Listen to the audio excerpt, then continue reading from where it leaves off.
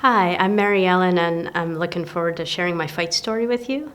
My fight story takes me back to 1996 when I was 12. I grew up in Pennsylvania, and my paternal grandmother was in West Virginia. So, every summer we'd take the trip down. And back around New Year's of 96, we found out that she was diagnosed with Alzheimer's. And I'd heard of Alzheimer's, but I didn't really know what it did. Looking at the reactions of my family members, I could tell that this wasn't good news. I mean, I just kept praying to God like 3 times a day and just healing my grandmother. And, as time went on, I remember the last time I saw her was Mother's Day in May. She was in a hospital bed, and she kept staring at me, and I could tell that she knew who I was, but she didn't know it wasn't clicking with her.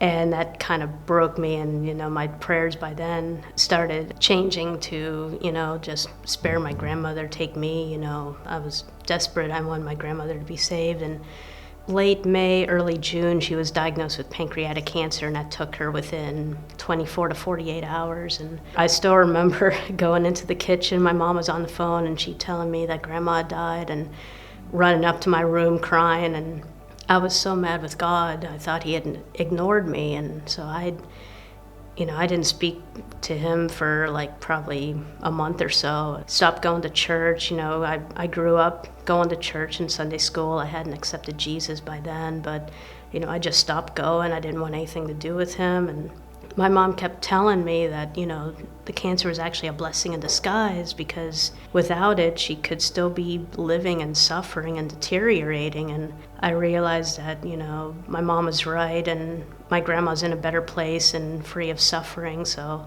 I remember I got down on my knees. I just cried out to God. I was so apologetic, begged for forgiveness. And not too long after that, I went back to church and I accepted Jesus as my Savior. Now I have a little, almost 2-year-old boy, and so I fight for him, and I pray for him every night. Before bed, I always say, the Lord bless you and keep you, make his face shine upon you and give you peace, and may you come to know Jesus as Savior. And you just have to realize that what may be what you want may not be what's in God's planning, and you just need to trust him all the time. So that's my fight story.